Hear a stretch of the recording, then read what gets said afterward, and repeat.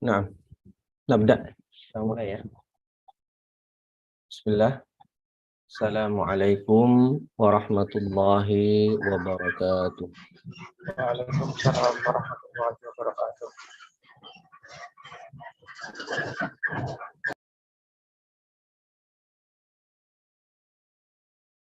Alhamdulillahi wa kafa. Salatu wassalamu ala nabiyil mustafa. Alladhi la yantiqu anil hawa in huwa illa wahyun yuha. Wa ala alihi ahli sidqi wal wafa amma ba'd. فأسأل الله تعالى أن يمن علينا بعلم نافع والعمل الصالح أن يفقهنا في الدين أن يفتح لنا فتوح العارفين وأن يرزقنا الإخلاص في الأقوال والأعمال اللهم آمين. Para tulab wa talibat Ma'had Habrul Ummah yang dimuliakan Allah Ta'ala, alhamdulillah pagi hari ini ya kita bisa kembali berjumpa melanjutkan dars kita membahas kitab Fathul Qarib Al-Mujib Syarah Matan Ghayah wa Taqrib. Salawat beriring salam senantiasa tercurahkan buat Nabi kita Muhammad sallallahu alaihi wasallam beserta keluarga beliau, sahabat dan orang-orang yang mengikuti sunnah beliau hingga akhir zaman. Amin amin ya rabbal alamin. Baik, kita lanjutkan pembahasan kita. Pagi hari ini kita masuk ke pembahasan waktu-waktu terlarangnya sholat. Nah, insyaallah kita akan ngambil dua pembahasan. Satu tentang ini, yang kedua tentang sholat berjamaah. Pembahasan dalam waktu-waktu terlarang sholat itu setidaknya ada 4 poin pembahasan. Yang pertama, apa hukum sholat di waktu terlarang. Kemudian yang kedua, sholat apa saja yang dilarang dilakukan. Dan yang ketiga, apa saja waktu-waktu terlarang tersebut. Dan yang kelima, pengecualian-pengecualian dari pembahasan ini. Baik. Qala al-musannif rahimahullahu ta'ala wa nafa'ana bi'ulumihi fid dunya wal akhirah. Faslun fil awqatil lati tukrahu fiha shalah. Waktu-waktu yang dimakruhkan padanya salat. Nah, pertanyaannya makruh yang apa? Makruh tahrim. Ini pendapat yang pertama. Makruh tahrim. Kama fir rawdah wa syarhil muhadzab huna. Sebagaimana dalam kitab Rawdatul Talibin dan kitab Syarhul Muhadzab Al-Majmu' Syarah Al-Muhadzab huna. Maksudnya huna di sini adalah di pembahasan waktu-waktu sholat terlarang. Jadi dalam kitab Rawdah dan kitab Syarhul Muhadzab, dua-duanya karya Imam An-Nawawi rahimahullah, itu beliau mengatakan makruhnya makruh tahrim. Dan qaul yang kedua tanzihan. Nah, makruh tanzih kama fit tahqiq. At-tahqiq adalah kitab Imam An-Nawawi yang terakhir sebelum beliau wafat. Dan beliau belum menyempurnakannya. Ya, karena Imam Nawawi meninggal di usia yang masih muda, banyak kitab-kitab beliau yang tidak khatam. Tidak sampai tuntas beliau tulis. Ya, seperti Al-Majmu' itu tidak tuntas, At-Tahqiq tidak tuntas. Ya, yang tuntas itu seperti Rawdatul Talibin, yaitu itu tuntas. Wa syarhil muhadzab fi nawaqidil wudu. Nah, dalam kitab At-Tahqiq dan juga kitab sama Syarhul Muhadzab itu Imam Nawawi berpendapat makruh tanzih, tapi dibahas di pembahasan nawaqidul wudu. Jadi Imam Nawawi dalam kitabnya ada dua qaul. Yang pertama mengatakan makruh tahrim, yang kedua makruh tanzih. Nah, ulama Syafi'iyah mengatakan yang mu'tamad adalah makruh tahrim. Ya, makruh tahrim. Bedanya apa kalau mengatakan makruh tanzih? Bedanya adalah kalau dia makruh tanzih, sholatnya tidak sah dan dia berdosa mengerjakannya. Kalau makruh tanzih sama, tidak sah tapi tanpa dosa, bidunil itsm. Dan yang mu'tamad adalah makruh tahrim. Wa khamsatu awqatin la yusalla fiha illa salatun laha sabab. Ada 5 waktu yang dilarang sholat padanya kecuali sholat yang ada sebab. Imma mutaqaddim kal faitah au muqarin, atau sholat yang sebabnya muqarin, ka sholatil kusuf wal istisqa. Jadi yang namanya sholat itu kan ada yang fardu, ada yang sunnah. Sholat sunnah itu ada yang sunnah muqayyad dan ada yang sunnah mutlak. Sholat sunnah muqayyad itu muqayyadnya dibagi 2 lagi. Ada muqayyad dengan waktu, ada muqayyad dengan sebab. Nah, contoh muqayyad dengan waktu seperti sholat tarawih, sholat witir, sholat duha, rawatib, dan lain-lain. Sedangkan sholat sunnah yang ditakyid dengan sebab, itu dibagi 3 lagi. Ada yang sebabnya mutaqaddim, sebabnya dulu baru sholat. Seperti sholat tahiyatul masjid dan sholat sunnah wudhu. Jadi masuk masjid dulu baru disunahkan sholat. Berwudhu dulu baru disunahkan sholat. Itu namanya sebab mutaqaddim. Dan ada yang sebabnya muqarin, beriringan. Beriringan dengan sholat tersebut. Seperti sholat sunnah gerhana, baik gerhana matahari maupun bulan. Dan sholat istisqa. Itu sebabnya muqarin. Dan ada yang sebabnya mutaakhir, sholat dulu baru sebab. Ya, seperti sholat sunnah ihram. Sholat dulu baru ihram. Dan sholat sunnah istikharah. Sholat dulu baru kita doa istikharah. Baik. Nah, yang disebutkan di sini terlarang sholat di 5 waktu tersebut kecuali sholat yang ada sebabnya. Sebabnya yang apa? Sebab yang mutaqaddim, ini boleh. Dan sebab yang muqarin, yang beriringan. Ini juga diperbolehkan sholat di waktu-waktu terlarang. Dan yang tidak boleh berarti sholat sunnah mutlak. Dan sholat sunnah yang sebabnya mutaakhir. Ya, kata ulama Syafi'iyah. Sisanya perbolehkan. Waktunya apa saja? Fal awwalu minal khamsah as-salatu allati la sababa laha idza fu'ilat ba'da salati subhi wa tastamirul karaha hatta tatlu'asy syams. Waktu-waktu terlarang ini dibagi menjadi 2. Pertama, yata'allaq bi fi'lis shalah, berkaitan dengan perbuatan salat. Dan yang kedua, yata'allaq bi zaman, berkaitan dengan waktu. Yang pertama berkaitan dengan fi'lis shalah. Fi'lus shalah yaitu ba'da sholati subuh hatta tatlu'asy syams. Setelah kita selesai subuh sampai terbitnya matahari. Itu fi'il setelah sholat subuh. Ya, setelah kita melakukan sholat subuh. Yang kedua, ba'da sholatil asri hatta taghrubasy syams. Selesai sholat asar sampai terbenamnya matahari. Itu waktu makruh, waktu yang terlarang berkaitan dengan fi'lus shalah. Dan berkaitan dengan waktu, yata'allaq bi zaman, itu pertama, hina tulu'i syamsi hatta tartafi'a qadra rumh. Dari semenjak terbitnya matahari sampai matahari meninggi setinggi tombak. Kira-kira sekitar 15 menit sampai 20 menit pasca matahari terbit. Yang kedua, indal istiwa, yaitu ketika matahari posisinya pas banget di atas. Beberapa saat sebelum zawal. Itu indal istiwa. Dan yang ketiga adalah inda auhina ghurubis syamsi hatta yaktamila ghurubuha. Sampai dari mulai terbenam sampai mataharinya betul-betul habis terbenam, sempurna terbenam.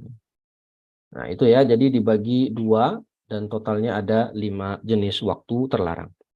Nah yang pertama ini, sholat yang terlarang yang tidak ada sebab jika dikerjakan setelah sholat subuh sampai terbitnya matahari. Ini berkaitan dengan yata'allaq bi fi'lis shalah. Yang kedua, as-salatu 'inda tulu'iha. Salat ketika matahari terbit idza tala'at hatta tatakamal wa tartafi'a qadra rumhin fi ra'yil 'ain. Salat yang terlarang juga di waktu matahari ketika terbit, ketika matahari terbit sampai meninggi setinggi tombak dari pandangan mata. Ya, ulama mengatakan, ulama kontemporer menjelaskan kira-kira 15 sampai 20 menit pasca terbitnya matahari. Waktu yang ketiga, as-salatu idza stawat hatta tazul an wasati sama wa yustathna min dalika yaumul jum'ah fala tukrahu salatu fihi waqtal istiwa. Nah, yang ketiga, ketika matahari pas di atas kepala kita, indal istiwa, sampai dia tergelincir, ketika berarti itu sudah masuk waktu zuhur. Dan kata ulama, waktu istiwa ini hanya sebentar sekali. Kira-kira hanya seukuran kita takbiratul ihram ketika sholat. Ya kira-kira 2-3 detik lah. Sangat sebentar. Meskipun sangat sebentar, tapi kalau sholat kita itu ngepas ngepas dengan waktu istiwa, maka sholatnya tidak sah dan dia berdosa. Tapi di sini ada pengecualian. Nah, jadi istisna itu ada dua, istisna makani dan istisna zamani. Dikecualikan pada waktu istiwa itu, yaitu pada hari Jumat. Hari Jumat tidak terlarang kita melakukan sholat meskipun di waktu istiwa. Ya, karena kita kan disuruh sama Rasulullah untuk berangkat Jumat segera sebelum imam naik mimbar. Ya, dan disunahkan untuk melakukan sholat. Jadi selain hari Jumat nggak boleh kalau melakukan sholat sunnah mutlak dan sholat sunnah sebabnya mutaakhir. Tapi kalau pas hari Jumat maka fala tukrahus shalah fihi fi waqtil istiwa. Tidak terlarang melakukan sholat pada waktu istiwa. Wa kadza haramu Makkah. Nah, begitu pula ini istisna makani. Dan juga sholat di tempat haramu Makkah atau di masjidnya. Dan karena haram Makkah lebih luas cakupannya daripada Masjidil Haram sendiri. Kalau kita sholat di haram Makkah atau di Masjidil Haram, fala tukrahu sholatu fihi fi hadhil awqat. Tidak berlaku 5 waktu tersebut. Kapanpun. Sawa'un shalla sunnat tawaf au ghairaha. Sholat sunnah apapun selama di area tadi diperbolehkan. Tidak makruh tahrim. Ya, karena tempatnya adalah khusus, yaitu di Haram Makkah atau di Masjidil Haram. Waktu yang keempat, warabi' min ba'di salatil asri hatta taghrubasy syams. Dari setelah sholat asar sampai terbenamnya matahari. Dari sini kan lihat ya, setelah sholat asar. Maka kalau ada seseorang yang sholatnya hari itu zuhur dan asarnya di jamak, jam 1 siang di jamak waktu zuhur dan asar, maka setelah selesai dia sholat asar dengan di jamak tadi di waktu zuhur, sudah berlaku baginya waktu terlarang. Meskipun masih di waktu zuhur, belum masuk asar. Karena dikaitkan dengan perbuatan sholat. Bukan dikaitkan dengan waktu sholat asar. Tidak, setelah sholat asar. Maka terlarang bagi dia sholat tertentu tadi. Sampai terbenamnya matahari. Dan yang kelima, indal ghurubi lisyamsi idza danat lil ghurub. Ketika terbenam matahari, hatta tayatakamal ghurubuha. Ketika terbenam matahari, idza danat lil ghurub, ya, berarti ketika isfirar, ketika langit sudah mulai menguning sampai terbenamnya sempurna. Ya, terbenamnya sempurna. Ketika matahari sudah terbenam sempurna, maka masuklah waktu maghrib dan bolehnya kita berbuka puasa. Sebagaimana yang sudah kita bahas di waktu-waktu sholat dan fikih siam. Baik, ini pembahasan tentang waktu-waktu terlarang sholat. Nah, wadih ya? Ada yang mau ditanya dulu sebelum kita lanjut ke sholat jamaah? Jelas, Ustadz. Jelas ya, alhamdulillah. Oh ya, ada satu masalah lagi. Memang tadi yang terlarang adalah sholat tertentu, sholat sunnah mutlak dan sholat sunnah sebabnya mutaakhir. Tapi kalau ada orang taqassada, ya, sengaja melakukan sholat sunnah tahiyatul masjid misalnya, sengaja melakukan itu di waktu terlarang, sengaja. Misal ketika habis sholat asar, dia keluar masjid, keluar. Ngapain gitu kan? Terus dia balik ke masjid lagi. Ngapain kamu balik ke masjid? Saya mau sholat tahiyatul masjid. Sengaja, jadi menyengaja untuk melakukan sholat sunnah tahiyatul masjid, contohnya, di waktu terlarang. Nah, maka ini sama saja dengan tala'ub. Atau sengaja melakukan sholat tahiyatul masjid ketika waktu matahari mulai terbenam. Ini namanya tala'ub. Maka meskipun itu sholat yang sebenarnya boleh dikerjakan di waktu terlarang, tapi karena dia ada unsur tala'ub di situ, maka sholatnya juga tidak sah dan dia berdosa. Dan tentu dosa lebih besar di sini ya, karena ada unsur tala'ub, bermain-main dengan syariat. Allahu a'lam bishawab. Afwan, Tad. Kalau misalnya sholat qodoma nggak apa-apa kan di waktu tahrim? Naam, qadha itu harus malah. Ketika kita memang harus belum sholat, maka dikerjakan di waktu tahrim. Ya, syukron Ustaz. Afwan. Berarti kalau orang habis sholat subuh, sholat 2 rakaat, sholat dua itu apa? Habis sholat subuh, terus dia baru sholat 2 rakaat sunnah fajar, boleh nggak? Belum boleh kayaknya. Dia habis sholat subuh nih.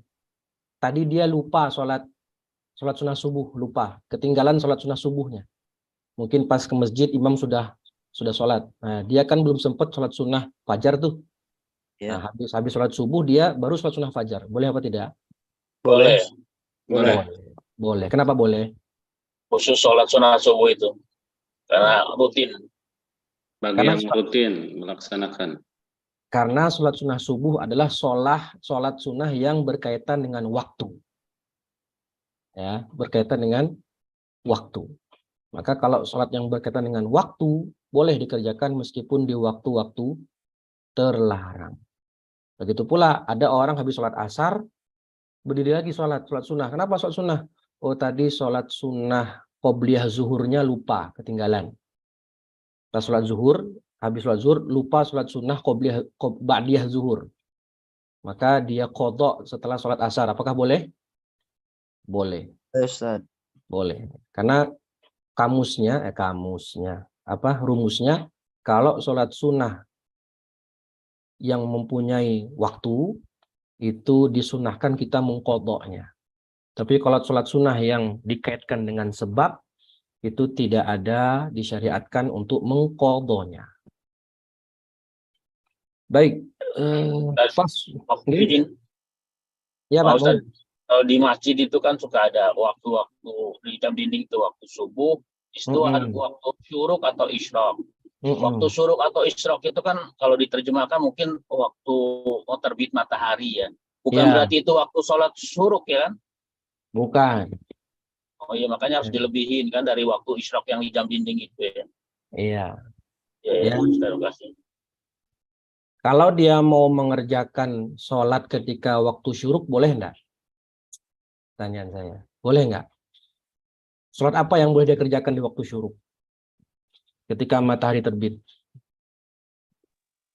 Kan biasanya habis kajian subuh tuh langsung syuruk, kita sholat syuruk gitu. Itu kan berarti itu namanya sholat duha sebenarnya. Sholat syuruk itu sholat duha tapi di awal waktu syuruk. Nah, tadi kita sudah katakan ketika matahari terbit itu tidak termasuk waktu terlarang. Cuman yang terlarang adalah dua sholat tadi, sebab mutaakhir dan sholat sunnah mutlak. Maka kalau kita sholat syuruk itu malah diperbolehkan karena bukan sholat yang dua sebab tadi. Karena itu sholat syuruk itu hakikatnya sholat duha tapi di awal waktu. Dan sholat duha itu afdolnya boleh saat syuruk tapi afdolnya dikerjakan setelah matahari meninggi setinggi tombak. Itu afdolnya. Itu disunahkannya begitu. Wallahu a'lam.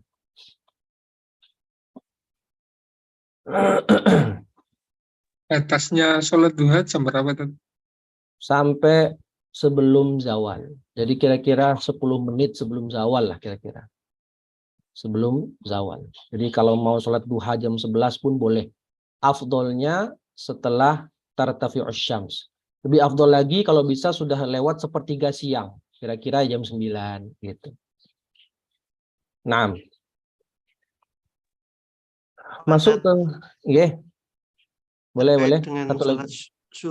syuruk itu ada hadis yang mengatakan bahwa pahalanya seperti haji dan umroh dengan sempurna itu bagaimana? Apakah itu juga menunjukkan keutamaan tentang sholat syuruk itu juga? Terima kasih. Iya, sholat sunnah syuruk itu ya memang ada hadisnya memang ya. Setelah dia di masjid nggak pulang sampai habis itu dia berzikir melakukan yang ibadah lain sampai syuruk kemudian sholat ya. Memang itu apa namanya? Itu syariatnya betul. Ya, itu syariatnya. Dan yang saya pernah baca itu sholat syuruk itu maksudnya sholat duha tapi di awal waktu. Ya, coba saya baca tentang sholat duha ini ya. Dinamakan sholat duha karena bismi awali waqtiha min irtifa'i syamsi hatta zawal ay ba'da tulu'i syams bi rumh wa tantahi qabla adh-dhuhur wa afdal waqtiha ba'da mudhi rub'un nahar wa hukmuha sunnah muakkadah. Nah, ya jadi sholat duha itu apa namanya? Diperbolehkan ketika syuruk dan itu di awal waktu syuruk. Dan tadi memang hadisnya jelas ya, jelas hadisnya. Dan afdolnya ya ketika sudah matahari meninggi setinggi tombak. Dan lebih afdol lagi kalau sudah berlalu sepertiga siang. Dan itu memang hadisnya jelas ya, dapat pahala senilai pahala haji dan umroh. Nah, tapi tidak bisa mengganti kewajiban haji ya. Ya enggak? Afwan. Nah, kita masuk ke sholat jamaah yang agak panjang ya, sholat jamaah ini. Faslun fi ahkami sholatil jamaah. Sholat jamaah ini maksudnya adalah melakukan jamaah di dalam sholat. Jadi dia bukan sholat bersendirian. Jadi kalau dikatakan sholatul jamaah hukumnya fardu kifayah. Yang dimaksud adalah jamaahnya, bukan sholatnya. Sholatnya fardu ain. Ya, tapi yang dimaksud adalah berjamaah, melakukan jamaah dalam sholat itu hukumnya apa? Nah, ulama Syafi'iyah maksud saya membagi hukum sholat berjamaah menjadi 6. Pertama, hukum berjamaah dalam sholat adalah fardu ain. Artinya harus dikerjakan dengan cara berjamaah, nggak boleh tidak.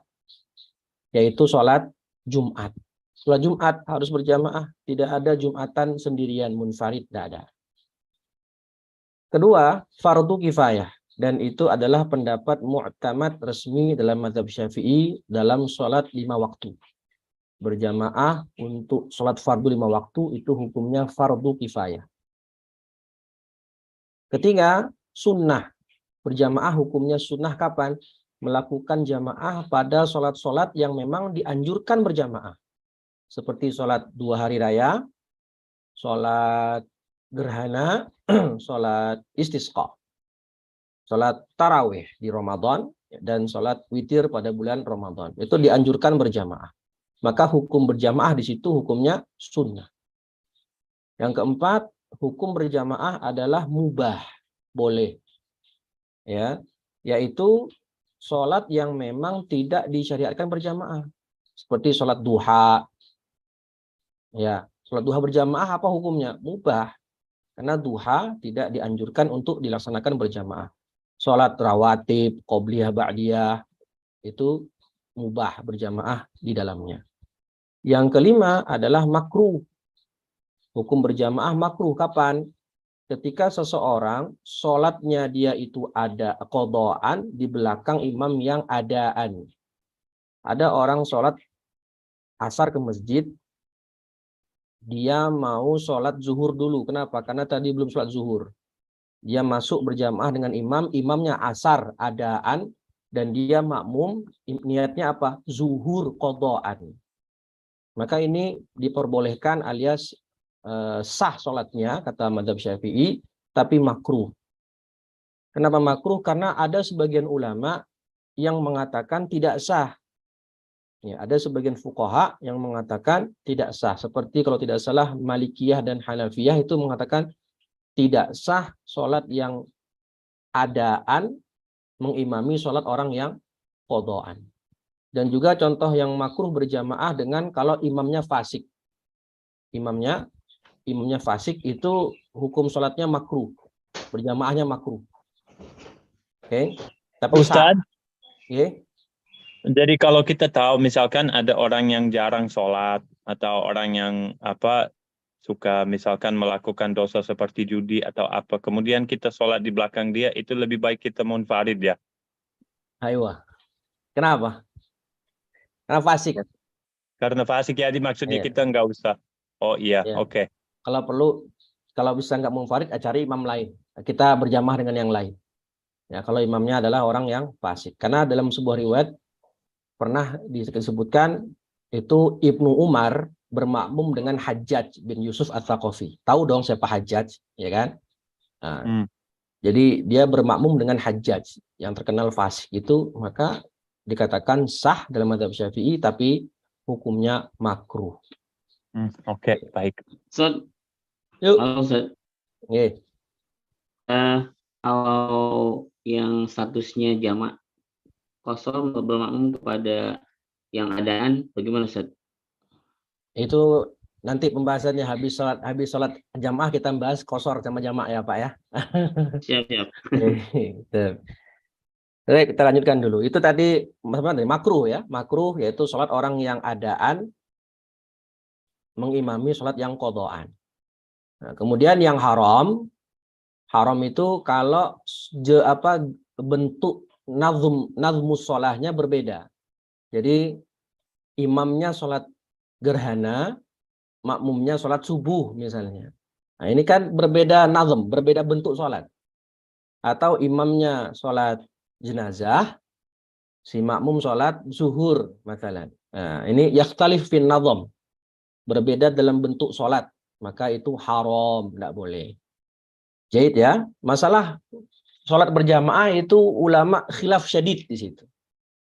Imam Abu Suja mengatakan dan Imam Ar-Rafi'i itu mengatakan apa? Sunnah muakkadah. Ya. Imam Abu Suja musannif, lihat nih di matannya apa kata Abu Suja? Wassalatul jamaah sunnahnya sunnah muakkadah. Ya, sunnah muakkadah, dan ini sependapat dengan Imam Ar-Rafi'i dan juga Malikiyah kalau tidak salah. Tapi dalam mazhab Syafi'i itu sholat jamaah yang mu'tamad adalah fardu kifayah. Kita baca wa sholatul jamaah lirrijal. Nah, ini ada qaidnya, lirrijal fil faraid ghairil jum'ah.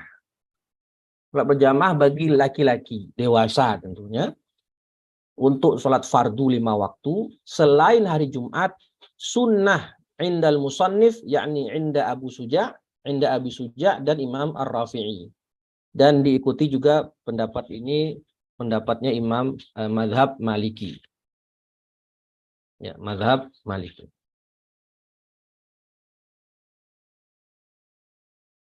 Malikiyah wal Hanafiyah bahkan. Wal asah indan Nawawi annaha fardu kifayah. Ya, ini dia mu'tamad, fardu kifayah. Wa yudrikul ma'mum. Nah, fardu kifayah di sini tidak sekedar fardu kifayah. Dan maksudnya fardu kifayah adalah harus di sana nampak syiar sholat jamaah. Jadi kalau seseorang misalnya ke sebuah kampung, tidak ada syiar di sana sholat berjamaah, kampung muslim, tapi tidak ada masjid kosong. Orang berjamaah di rumah masing-masing. Masalah. Maka ini belum terpenuhi fardu kifayah. Fardu kifayah di sini adalah harus terlihat syiar sholat berjamaah di tempat tersebut, di kampung tersebut. Kalau tidak, maka imam penguasa boleh memerangi kampung tersebut sampai terlihat syiar sholat berjamaah. Kalau dalam mazhab Hambali, sholat berjamaah hukumnya fardu ain. Itu Hambali. Oke. Wa yudrikul ma'mumul jamaah ma'al imam fi ghairil jumu'ah. Ma lam yusallim at-taslimatal ula wa illam yaq'ud ma'ahu. Ini pembahasan idrak al-jamaah. Kalau mau dirinci itu sebenarnya ada 6 jenis idrokat. Idrokat asid. Ada 6 jenis idrok. Mendapatkan sholat berjamaah. Di sini kalau kita membahas kapan seseorang mendapatkan jamaah. Artinya dia mendapatkan pahala jamaah. 27 kali lipat itu. Maka kalau dalam sholat berjamaah, dia mendapatkan jamaah, si makmum tadi, malam yusallim at-taslimatal ula. Imam belum salam. Maksudnya yang lam yusallim ini adalah imam belum selesai dari mengucapkan salam yang pertama. Jadi pas kalau kita Allahu Akbar, imam pas kita ngomong Allahu Akbar, imam juga Assalamu alaikum warahmatullah.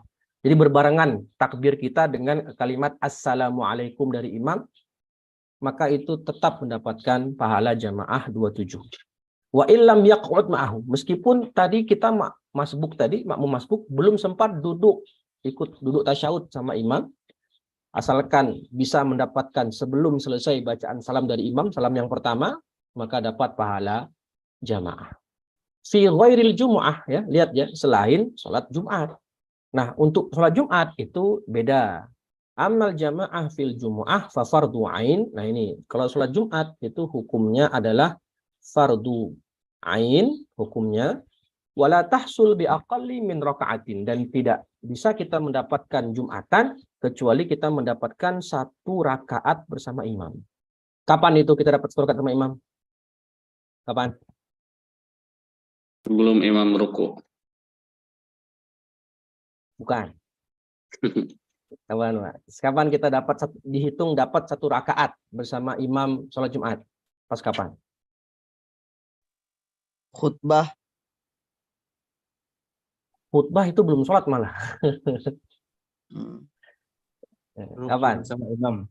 Ruku bersama imam, Ustaz. Ruku bersama imam di rakaat keberapa? 1 apa 2? 2. Rakaat kedua. Ya, kalau kita datang terlambat dan mendapatkan imam ruku di rakaat kedua sholat Jumat dan kita mendapatkan rukunya, maka kita terhitung dapat 1 rakaat Jumat. Maka gimana habis itu? Ketika imam salam kita lanjut 2 atau lanjut 4? 2. Lanjut 2. Kenapa? Karena tahsul bi aqalli min rakaah. Mendapatkan minimal 1 rakaat bersama imam. Maka kalau imam salam, kita lanjut 1 rakaat lagi. Tapi kalau mendapatkan imam sholat Jumat dalam keadaan imamnya sudah i'tidal di rakaat kedua, maka kita tetap masuk, misalnya kita masuk sholat Jumat bersama, mendapatkan imam sudah i'tidal. Maka nanti ketika imam salam, kita harus menyelesaikan 4 rakaat zuhur, bukan lagi sholat Jumat 2 rakaat. Tapi berarti dapat pahala jamaah saja. Dapat pahala jamaah ya, tapi tidak dapat Jumatnya nggak sah. Berarti terhitung dia tidak Jumatan pada hari itu. Ya.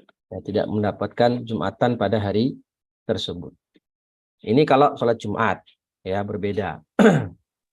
Bisa diqadha enggak Jumat itu? Jumat diqadha. Iya, Jumat diqadha nggak bisa.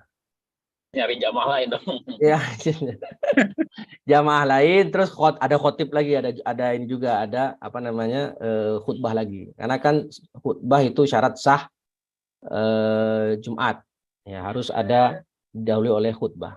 Kecuali Jadi bagi kalau kelewatan sholat Jumat udah aja, udah nggak dapat, nggak mungkin bisa dapat, udah. ya, Ya. maka dia sholat zuhur. Ya, maka dia ganti sholat zuhur.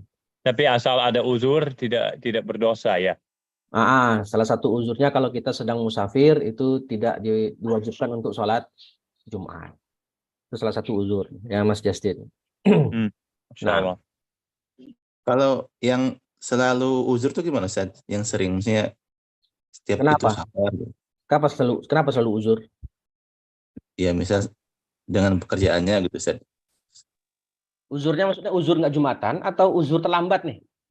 Uzur nggak Jumatan, tapi uzurnya itu rutin gitu, Ustaz. Sebulan sekali misalkan gitu, atau Mungkin satpam atau juga ada ya yang nggak bisa ya.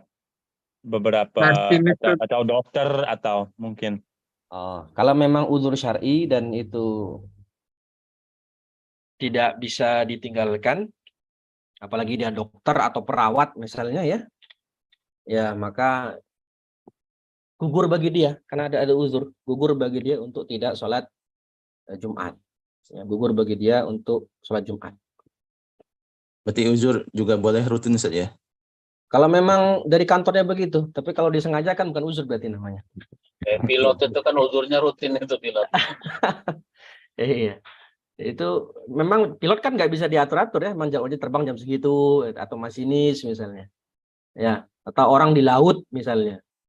Ya, di laut sedang menyelam kapal selam berbulan-bulan di laut. Nah, itu ya susah kalau mau cari masjid di tengah laut kan. Ya. Maka seperti itu uzur meskipun rutin karena memang pekerjaannya mengharuskan demikian. Kalau jamaah online, nggak bisa. Itu nanti ada nih pembahasan di sini. Syarat sah jamaah itu apa? Nah, itu nanti ya kita bahas. Baik. Sebenarnya ada idrokat lagi banyak ya, tapi kalau mau saya bahas nanti waktunya habis ya. Jadi idrokat itu ada 6. Idrokat itu ada 6. Nanti mungkin akan saya share aja PPT-nya. Saya ambil dari penjelasan Syekh Labib. Ada idrokat as-sittah. Nah, yajibu 'alal ma'mum an yanwiyal itima. Ini pembahasan syarat sah jamaah. Tolong dicatat ya, bedakan antara syarat sah jamaah dengan dapat pahala jamaah. Itu berbeda. Dua hal yang berbeda. Bisa saja orang sholat jamaahnya sah, tapi nggak dapat pahala jamaah. Ya, apa itu pahala jamaah? Yaitu 27 kali lipat itu. Oke, jadi di sini kasusnya dua hal yang berbeda. Di sini pembahasannya adalah syarat sah berjamaah. Ya, meskipun belum tentu dapat pahala jamaah. Apa yang pertama? Yajibu 'alal ma'mum an yanwiyal i'timam au al-iqtida bil imam. Wajib makmum itu niat menjadi makmum. Nah, jadi kalau ingat ya, kita pembahasan sholat berjamaah, sholat fardu itu berapa niatnya? Sholat fardu berapa niatnya? 3. Nah, pertama qasdul fi'li wat ta'yin wal fardiyah. Itu fardu. Nah, kalau dengan berjamaah tambah jadi 4. Qasdul fi'li wat ta'yin wal fardiyah wa niyatul i'timam. Jadi kalau orang berjamaah usolli fardhu zuhri ma'muman. Nah, tambah itu. Usolli fardhal maghribi ma'muman. Nah, tambah ma'muman. Wajib itu. Karena dia sebagai makmum, dia berniat berjamaah sebagai makmum. Dan tidak wajib ta'yin. Apa itu ta'yin? Maksudnya imamnya misalnya saya sudes. Saya mau bermakmum dengan imam. Saya lihat di depan, saya sudes. Saya niat sholat maghrib berjamaah dengan Syekh Sudes.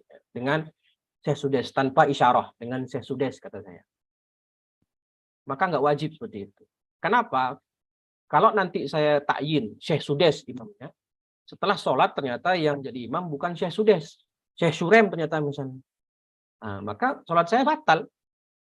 Nggak sah jamaah saya. Kenapa? Karena saya mengkaitkan sholat irtibat. Ya, sholat irtibat. Mengkaitkan sholat saya dengan orang yang ternyata tidak sholat bersama saya. Maka kata Syekh di sini, wala yajibu ta'yinuhu bal yakfi al-iqtida bil hadir wa illam ya'rifhu. Kayak tadi contohnya, usolli fardhal maghribi ma'muman. Udah. Nggak perlu kita ta'yin dengan imam fulan bin fulan. Nggak perlu kita ta'yin begitu.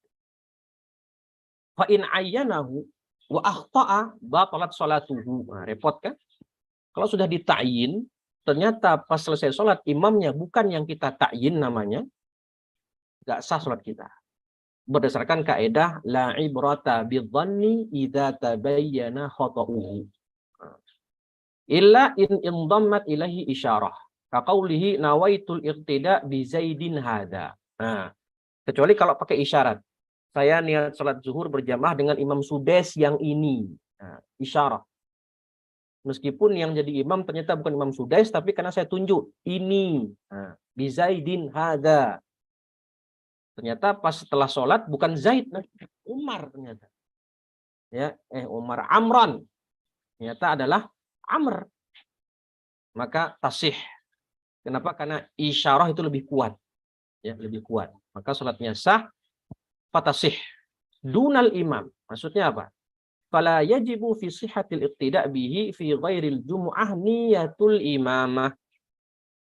Sedangkan imam ketika berjamaah tidak wajib niat sebagai imam. Kecuali pada sholat Jumat. Kalau sholat Jumat, kalau jadi imam sholat Jumat harus niat imam. Sedangkan untuk jamaah yang lain enggak harus tidak harus niat berjamaah. Kata Shahibul Zubat ya, wa niyatul ma'mumi awwalan tajib walil imami ghaira jum'atin nudib. Kenapa kok Jumatan imam harus niat imamah? Kenapa? Kok di sholat fardu yang lain enggak wajib? Karena hukum jamaahnya wajib, Ustaz. Aywa. Lihat di sini kata Syekh, bal hiya mustahabbatun fi haqqihi, ay fi haqqil imam. Berniat imamah bagi imam hanya disunahkan. Fa in lam yanwi al imamu bil imamah. Kalau imam tidak berniat imamah dalam sholat berjamaah, maka dia terhitung sholatnya apa? Furada. Terhitung sholat sendiri. Nah, dia tidak berniat. Ya. Bagaimana hadis innamal a'malu binniyat wa innamal likulli imri'in ma nawa al-umur bimaqasidiha. Dan Jumatan tidak mungkin dikerjakan secara munfarid. Maka kalau Jumatan imam wajib niatul imamah. Jadi kalau imamnya jamaah tidak berniat sebagai makmum, tidak berniat imamah, makmumnya niat sebagai makmum, maka yang dapat pahala jamaah adalah makmum. Imam terhitung sholat furada karena tidak berniat sebagai imam saat sholat berjamaah. Ustaz Afwan. Oke. Berarti kita boleh kan ya berjamaah kepada yang sholat sunnah? Boleh. Kalau dibilang boleh, boleh. Iya, sah kan? Sah. Ya, tidak masalah. Iya. Iya, Ustaz.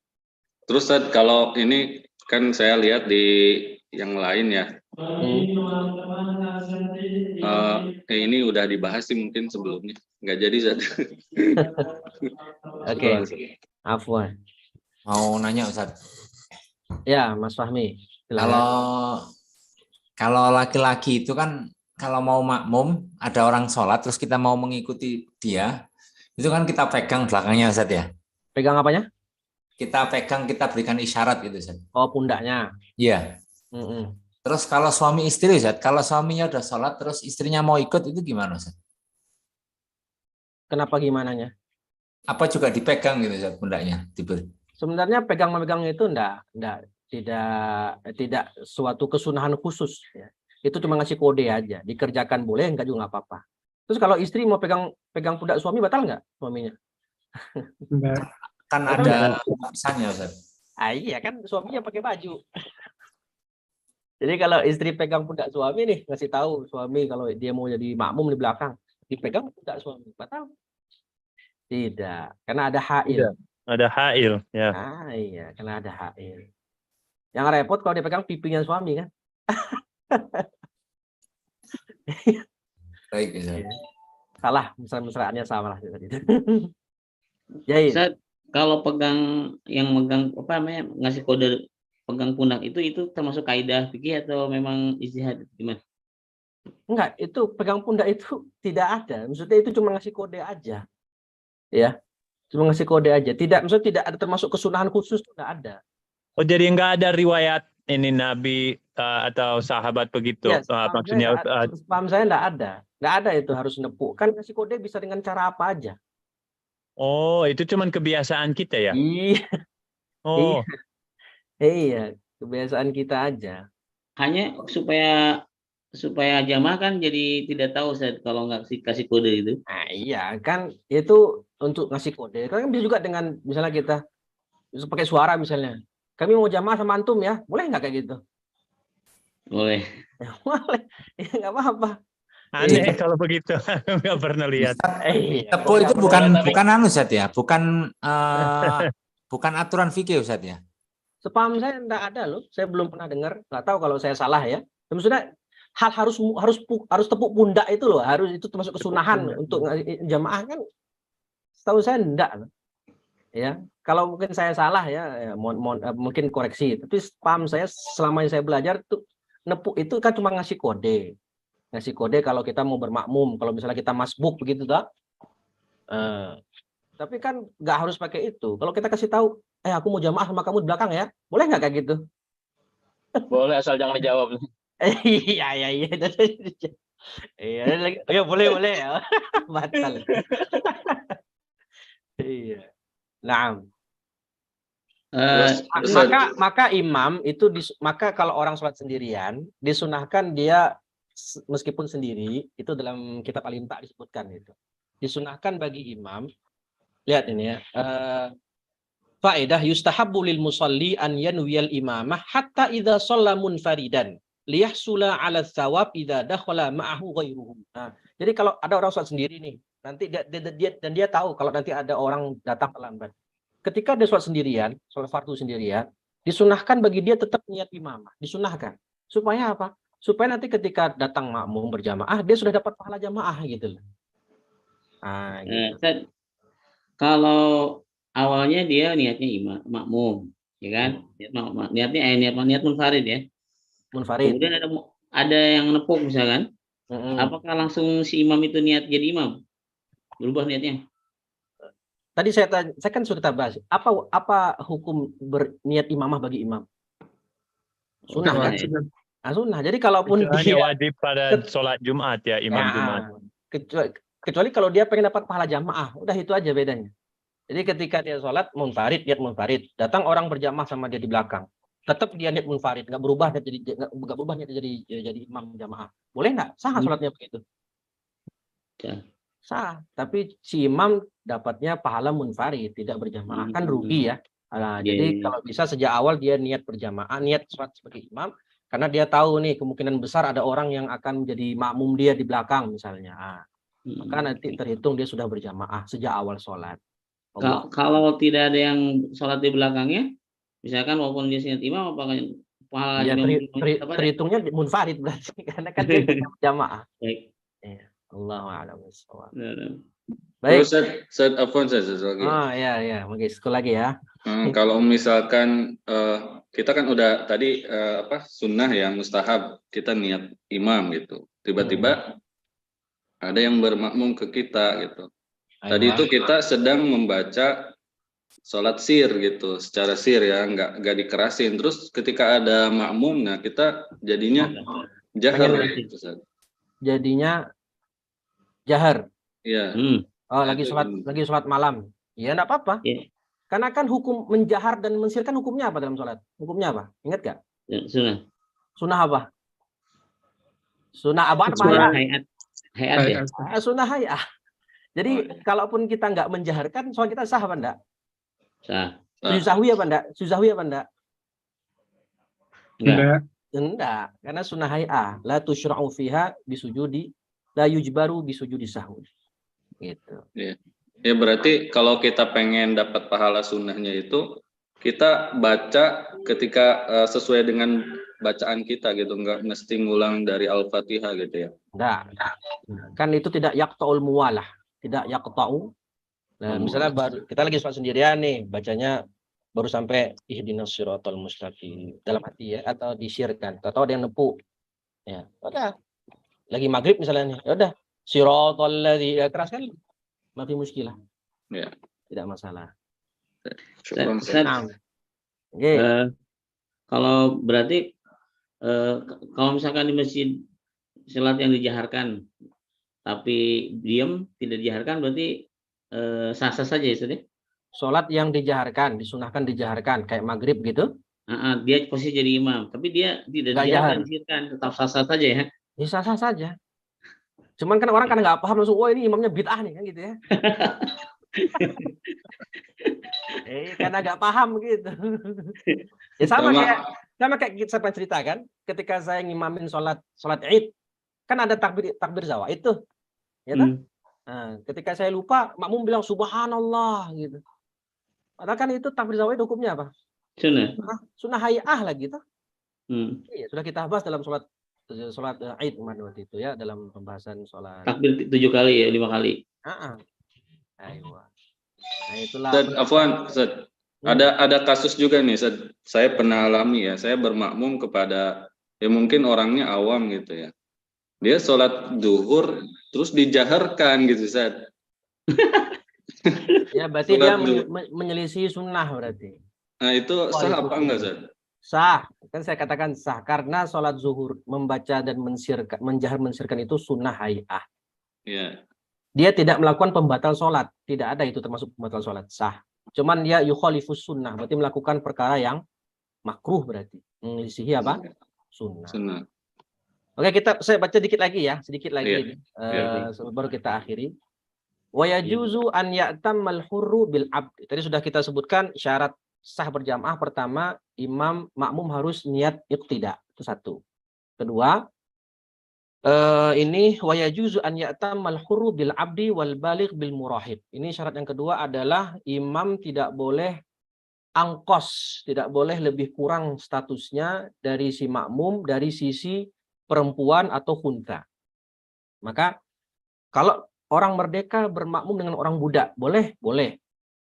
Ya, yajuz, sah. Bermakna yajuz, yakni maknahu yasih. Atau orang yang balik bermakmum dengan imam yang murahik. Murahik itu sobiyun mumayyiz, yang bentar lagi balik. Amma sobiyu ghairul mumayyiz, sobi yang tidak mumayyiz, seperti anak kecil usia 4 tahun. Fala yasihul iqtida'u bihi, maka tidak sah sholat di belakangnya. Bahkan si bayi atau si anak kecil ghairu mumayyiz tadi, sholat dia sendiri tidak sah.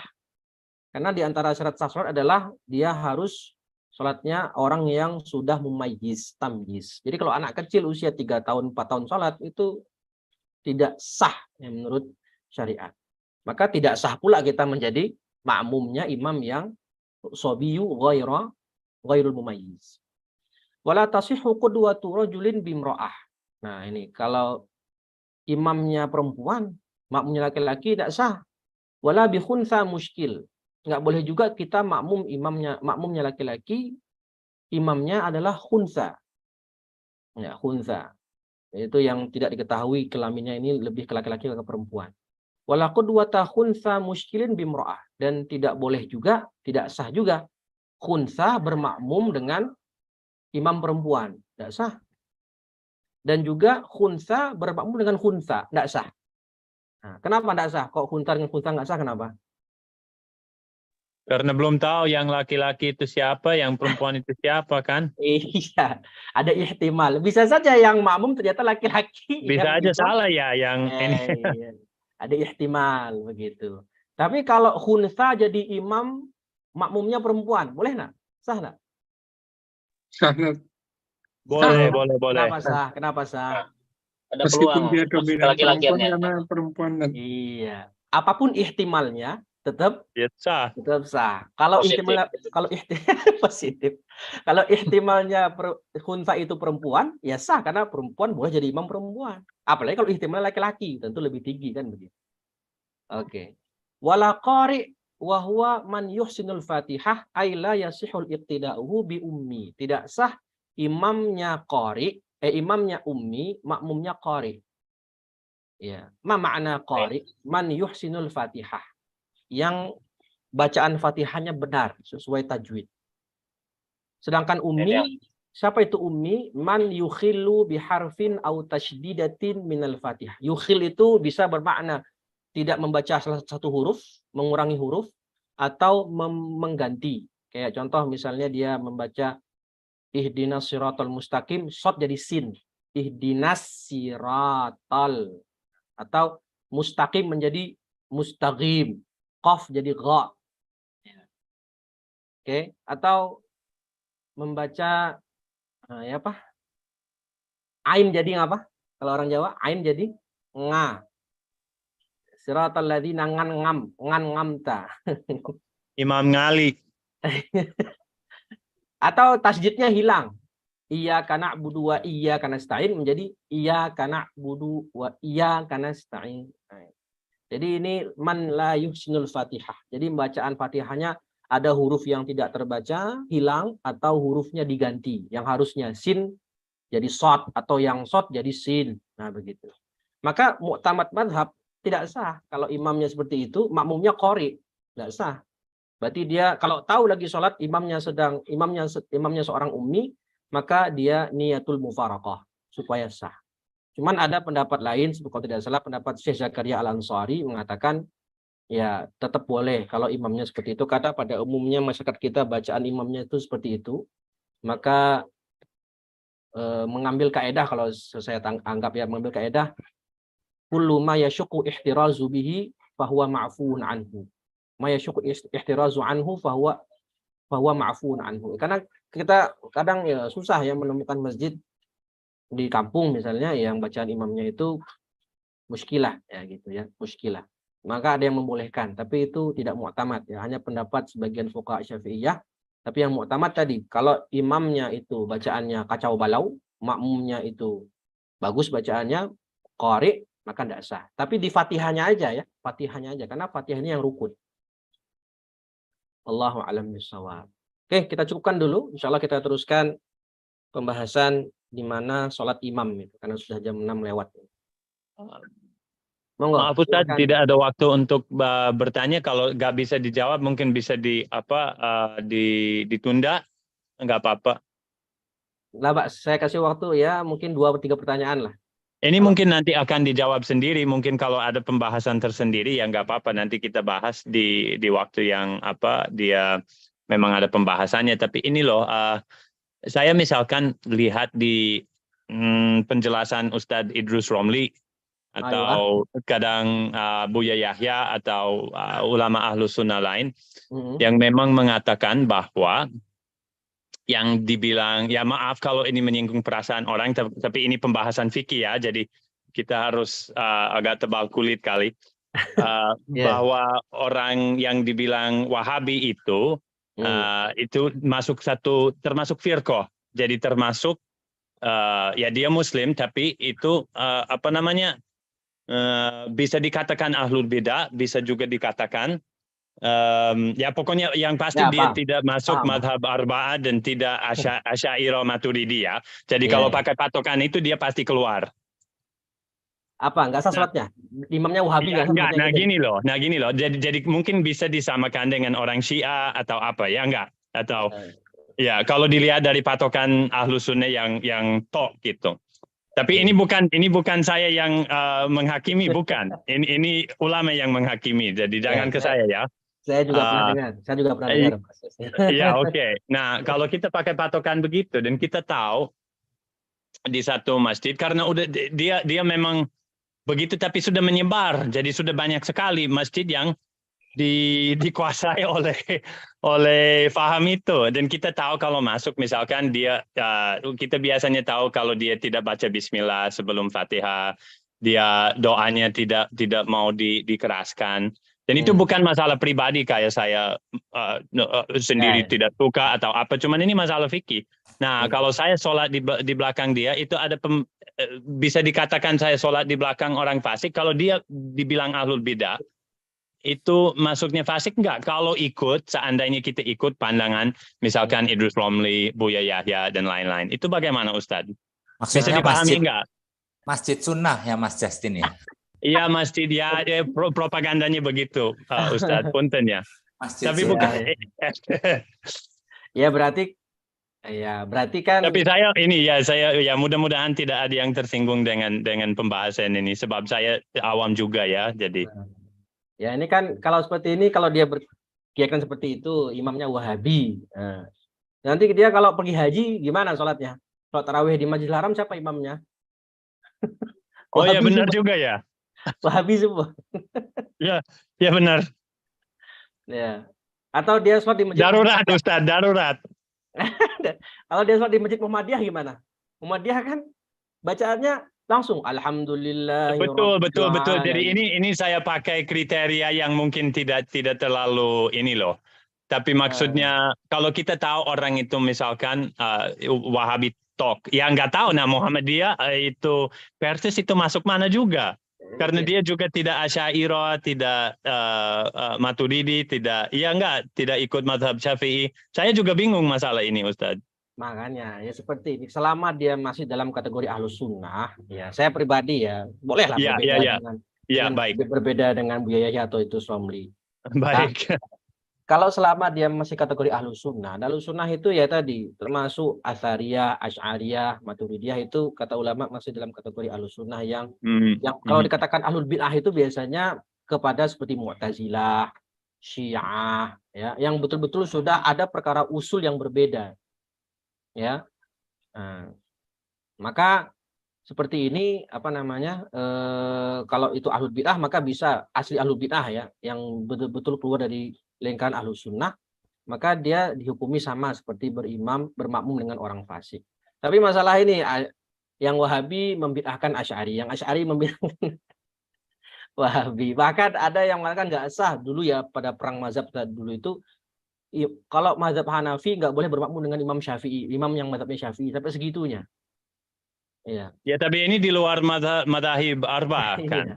Ya makanya. Jadi pernyataan seperti ini nih saya rasa ya selama masih dalam lingkaran Ahlus Sunnah, ya, lingkaran Ahlus Sunnah. Kalau sholat di belakang orang Syiah gimana?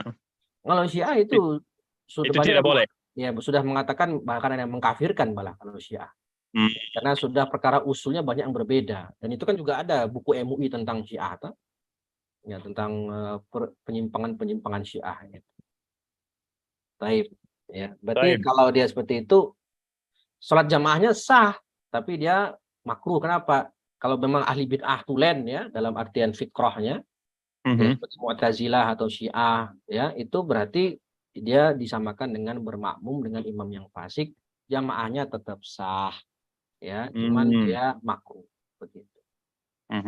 Ya maaf dengan kriteria tadi, itu bukan kriteria yang bisa menyeluruh, cuman kadang kita tahu dari beberapa tanda, oh ini pasti dia punya paham seperti itu, bukan Muhammadiyah atau Persis, itu agak beda juga sih, kita juga tahu kok. Cuman ini loh, saya kenapa tanya seperti ini, karena memang ulama besar yang kasih tanda seperti itu, bahwa itu serupa dengan firqah-firqah yang lain gitu. Nah, ya, jadi bukan saya yang menghakimi atau apa, cuman pengen tahu aja. Saya sih sholat di belakang mereka biasa-biasa. Ya, setiap sholat Jumat saya masjid paling dekat itu orang yang punya paham seperti itu. Nah, dan saya tetap ke sana sholat, jadi enggak ada masalah pribadi kok. Nah, sekarang tuh yang dipikirkan kok orang nggak sholat itu ya. Jangan. Ya makanya itu jadi. Udah jamaah itu udah bagus ya, meskipun di masjid Persis kayak di masjid Muhammadiyah. Iya memang begitu. Saya juga anggapnya seperti itu, Ustaz. Jadi. Oke, jazakumullah. Iya, aku. Baik ya, cukup, mungkin sudah jam 6.15, kita lanjutkan pembahasannya pekan depan masih dalam sholat berjamaah insyaallah. Kita akhiri dengan bacaan hamdalah dan doa kafaratul majlis. Alhamdulillahirabbil alamin, subhanakallahumma wa bihamdika asyhadu an la ilaha illa anta astaghfiruka wa atubu ilaik. Wallahu muwaffiq ila aqwamit thariq. Wassalamualaikum warahmatullahi wabarakatuh. Waalaikumsalam warahmatullahi wabarakatuh. Syukur Ustaz, jazakumullah. Waalaikumsalam warahmatullahi wabarakatuh.